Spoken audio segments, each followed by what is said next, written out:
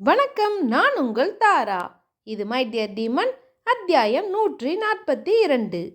தீக்ஷுவும் தியாவும் தங்களது அலங்கரிக்கப்பட்ட வீட்டை ஆச்சரியமாக பார்க்கவும், தீரன் அவர்களை பார்த்து புன்னகைத்தவன் குழந்தையை தூக்கி கொண்டு மாடிப்படியில் இருந்து இறங்கி கீழே வந்தான்.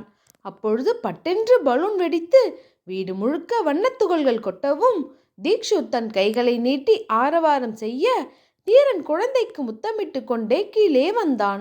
அங்கு தீரனின் தாத்தா சித்து, சரவணன், தியாவின் தந்தை டேவிட், லெஃப்ட் என்று அனைவரும் இருக்க, தியா அவர்களை பார்த்ததும் அப்படியே ஸ்தம்பித்து போய் நின்று விட்டாள். தீரன் தியா மற்றும் குழந்தையுடன் வருவதை பார்த்த தாத்தாவிற்கு சந்தோஷம் எல்லை கடந்தது. தீரனிடம் வந்தவர் தீக்ஷுவை தூக்கி கொண்டு கண்ணீர் மல்க குழந்தையை அணைத்து கொண்டார். குழந்தை தாத்தாவை யார் என்று தெரியாமல் பார்த்து விழிக்கவும், தீரன் குழந்தையிடம், பாப்பா, இவர் உனக்கும் கொள்ளு தாத்தா தாண்டா என்று சொல்லவும், குழந்தை தாத்தாவை பார்த்து சிரித்தது. தாத்தா குழந்தைக்கு முத்தமிட்டவர், ஆமாண்ட செல்லம், நான் உனக்கு கொள்ளு தாத்தாடா. உன்னை பார்க்கறதுக்காக தான் இவ்வளவு நாள் இந்த கிழமை உயிரை கையில் பிடிச்சிட்டு இருக்கேன் என்று சொல்லி கண்ணீர் விட, அங்கிருந்த அனைவரின் கண்களும் கலங்கிவிட்டது. அங்கு சிலையென நின்று கொண்டிருந்த தியாவை பார்த்த தாத்தா, அம்மாடி எப்படி இருக்க, இந்த கிழவனை மறந்துட்டியா என்று கேட்கவும், தியா கண்ணிலிருந்தும் கண்ணீர் வழிய அவரிடம் வந்தவள், சாரி தாத்தா என்று அவரை அணைத்து கொண்டாள். அவளது கண்களை துடைத்து விட்டவர், என்னை விட்டுட்டு போயிட்டல்ல நீ என்று கேட்கவும், தியா அழுது கொண்டே இருக்க, அருகில் இருந்த சித்து, தாத்தா விடுங்க, இப்பதான் வந்துட்டாங்கல்ல என்று சமாதானப்படுத்தினான். சிஸ்டர், கண்ணை தொடச்சிக்கோங்க, இன்னைக்கு யாரும் அழவே கூடாது, எல்லாரும் ஹாப்பியாக இருக்க வேண்டிய நாள் என்று சரவணன் சொல்லவும், என்று தியா தன் கண்களை துடைத்து கொண்டாள்.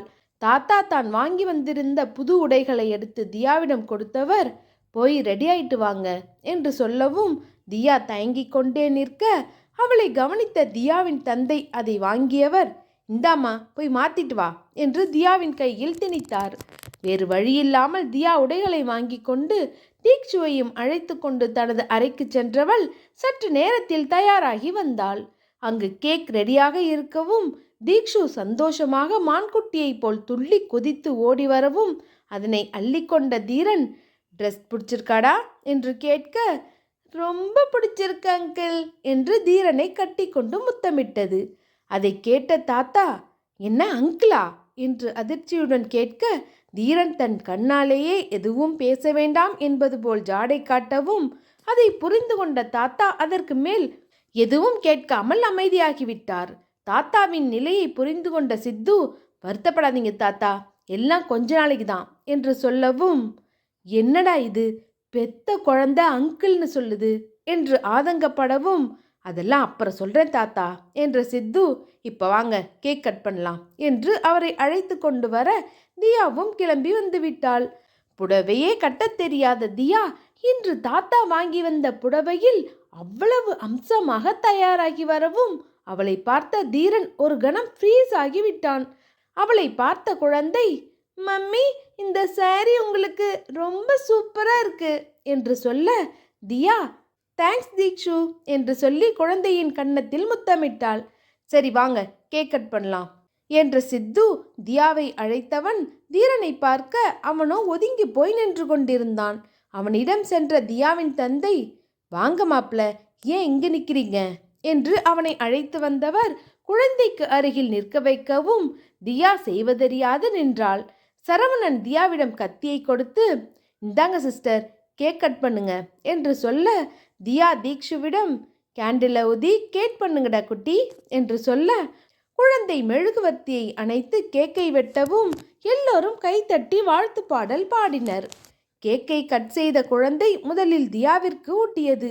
அதை சாப்பிட்ட தியா குழந்தைக்கு மூட்டிவிட வர, அருகில் இருந்த தியாவின் தந்தை குழந்தையின் கையில் இன்னொரு துண்டு கேக்கை கொடுத்து, அவருக்கும் ஊட்டி விடுடா என்று சொல்ல, தீரனுக்கும் தீக்ஷு ஊட்டிவிட அவனும் சந்தோஷமாக வாங்கி கொண்டவன் குழந்தைக்கும் ஊட்டிவிட்டான்.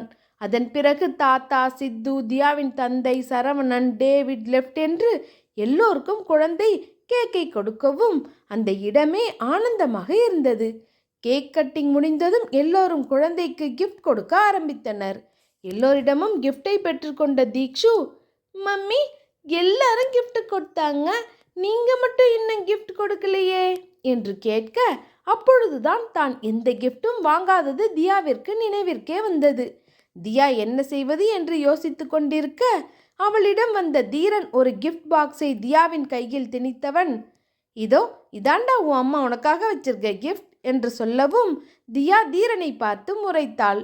அவளை சட்டை செய்யாமல் வலுக்கட்டாயமாக அவள் கையில் இருந்த கிஃப்டை அவளை வைத்தே குழந்தைக்கு கொடுக்க வைத்தவன், இப்ப தீக்ஷு பாப்பா ஹாப்பியா என்று கேட்க, ரொம்ப ரொம்ப ஹாப்பி அங்கிள் என்று குழந்தை தன் இரு கைகளையும் விரித்து சந்தோஷமாக சொல்லவும், அதனை அள்ளி முத்தமிட்டவன், வேற என்ன வேணும் பாப்பாக்கு இன்னைக்கு என்று கேட்டான் தீரன். தீக்ஷு யோசிக்க ஆரம்பிக்கவும், இன்னைக்கு எங்கேயாச்சும் வெளியே போலாமா என்று சித்து கேட்க, எங்கடா என்றான் தீரன். வேறங்க, தீக்ஷுக்கு பிடிச்ச மாதிரி பீச்சு பார்க்குன்னு இன்னைக்கு பர்த்டே பேபிக்கு எங்கெல்லாம் போகணுமோ எங்கெல்லாம் பிடிக்குமோ அங்கெல்லாம் போகலாம் என்று சித்து சொல்லவும், ஹேய் ஜாலி ஜாலி என்று குழந்தை குதித்தது.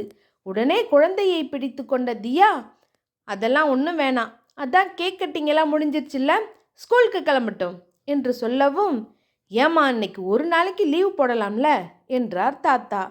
இல்லைங்க தாத்தா, பாப்பாக்கு எக்ஸாம் வருது என்று தியா சொல்லவும், ஆமாம் அப்படியே ஐஏஎஸ் எக்ஸாம் எழுத போகுது, அதெல்லாம் லீவ் போட்டுக்கலாம் என்று தியாவின் தந்தை சொல்லவும், அவரை பார்த்து தியா முறைக்க, ஐயையோ என்றவர், சரி சரி எல்லாரும் டிஃபன் சாப்பிடலாம் வாங்க என்று சமாளித்துவிட்டு அங்கிருந்து நழுவி விட்டார்.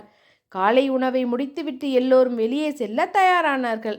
தீரனின் வீட்டு வாசலில் எல்லோரும் தீக்ஷு மற்றும் தியாவிற்காக காத்து கொண்டிருந்தனர். தியா யோசித்து கொண்டே உட்கார்ந்திருக்க, அவளை பார்த்த தியாவின் தந்தை, என்னம்மா யோசிச்சுட்டு இருக்க என்று கேட்க, அப்பா நடக்கிறதெல்லாம் பார்த்தா எனக்கு பயமா இருக்கு என்று தியா சொல்லவும், இதில் பயப்படலாம் ஒன்றும் இல்லம்மா, விதியை யாராலையும் மாற்ற முடியாது, என்ன நடக்கணும்னு எழுதியிருக்கோ அது நடந்து தான் தீரும், உன்னால் எதையும் மாற்ற முடியாது என்று சொல்ல, அப்பா நீங்களே இப்படி பேசினா என்று தியா கேட்கவும், விடுமா ரொம்ப யோசிக்காத, அப்புறம் வாழ்க்கையே வாழ முடியாது, கிளம்பு முதல்ல என்றார். இல்லப்பா நான் வரல என்று தியா சொல்லவும், நீ வரலனா எப்படி என்று தியாவின் தந்தை கேட்க, வரலன்னா விடுங்கப்பா என்றாள் தியா. அங்கே பாவம் அந்த பெரிய மனுஷன் உனக்காக வாசல்லே நின்றுட்டு இருக்காரு என்று தியாவின் தந்தை சொல்லவும், நான் தானப்பா வரல, நீங்கள் தீக்ஷு கூட்டிகிட்டு போங்க என்று தியா சொல்லவும், ஏம்மா இப்படி இருக்க என்று கவலையுடன் கேட்டார் அவளது தந்தை. இல்லைங்கப்பா எனக்கு என்னமோ மனசே சரியில்லை, நீங்கள் போயிட்டு வாங்க, தீக்ஷுவை பத்திரமா பார்த்துக்கோங்க என்று தியா சொல்லவும், அதற்கு மேல் அவளிடம் பேச முடியாதவர், சரிம்மா என்று குழந்தையை அழைத்து கொண்டு தீரனது கார் அருகில் சென்றார். அவரை பார்த்த சித்து, என்ன நீங்கள் மட்டும் வந்திருக்கீங்க, எங்க மேடம் என்று கேட்க, அவ வரலன்னு சொல்லிட்டா, தீக்ஷுவை மட்டும் கூட்டிகிட்டு போக சொன்னான் என்று சொல்லவும், ஏன் வரலையா என்று தீரன் கோபமாக கேட்க, தெரியலைங்க என்றார். வெயிட் பண்ணுங்க, நான் போய் பேசி பார்க்குறேன் என்று தீரன் சொல்ல, தீரா வேண்டாம் என்று சித்து தடுக்கவும், இருடா என்ற தீரன் தியாவின் வீட்டிற்கு சென்றான். தீரனை பார்த்த தியா தன் முகத்தை திருப்பிக் கொண்டு உட்கார்ந்திருந்தாள். அவளிடம் வந்த தீரன், ஏய் கிளம்பு போலாம் என்று சொல்ல, நான் வரல என்றாள் தியா. ஏன் என்று தீரன் கேட்கவும், வரலன்னா விடுங்க, அதான் பாப்பா வரால என்று தியா சொல்லவும், கோபமடைந்த தீரன், உனக்கு என்ன தாண்டி பிரச்சனை என்று தீரன் கத்தவும், எனக்கு 1008 பிரச்சனை இருக்கு, இப்போ உங்களுக்கு என்ன பிரச்சனை என்று கத்தினாள் தியா. சரி அப்படி என்ன 1008 பிரச்சனை மேடம்க்கு என்று தீரன் கேட்க, தன் கைகளை கட்டி கொண்டவள், முதல் பிரச்சனையே நீதான் என்று தீரனை பார்த்து முறைக்கவும், ஓ என்றவன் அவளை நெருங்க, திடுக்கிட்டு போன தியா அவ்விடம் விட்டு நகர முற்பட, அதற்குள் தீரன் அவளை பிடித்து இழுத்து தன் கை வளைவுக்குள் கொண்டு வந்தான். விடு என்ன என்று தியா அவனை தள்ளவும், என்ன பாரடி என்று தீரன் கத்த, தியா அவனது கண்ணை பார்க்கவும், நான் தானே உனக்கு பிரச்சனை என்று கேட்டான் தீரன். அவளோ பதில் சொல்லாமல் அவனையே பார்த்து கொண்டிருக்க, சட்டென தீரன் அவளது இதழை சிறைபிடிக்க, தியா செய்வதறியாது விழிக்கவும், தீரனோ அவளது இதழை வன்மையாக கொய்யத் தொடங்கினான். இந்த எபிசோட் முடியுது. நெக்ஸ்ட் எபிசோட்ல மீட் பண்ணலாம். இந்த ஸ்டோரி உங்களுக்கு பிடிச்சிருந்தா மறக்காம லைக் பண்ணுங்க, ஷேர் பண்ணுங்க, உங்களோட கருத்துக்களை கமெண்ட் பண்ணுங்க. அடுத்த அத்தியாயத்தில் மீட் பண்ணலாம். டாடா.